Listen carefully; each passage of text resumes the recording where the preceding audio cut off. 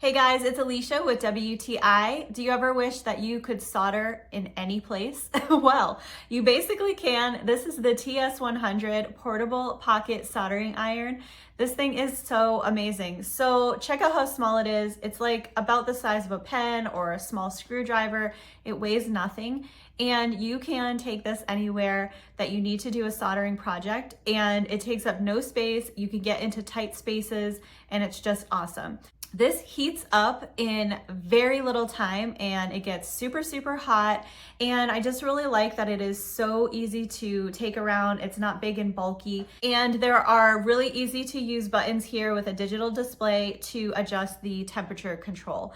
It has a power port here. So what you can do is basically buy any type of cable that is going to fit that port, and you can power this in a variety of different ways. So we have an adapter that we can use with cordless drill batteries. So it makes it extremely portable, but you can also use this with an AC adapter or whatever you want to do and find something that really suits your own needs.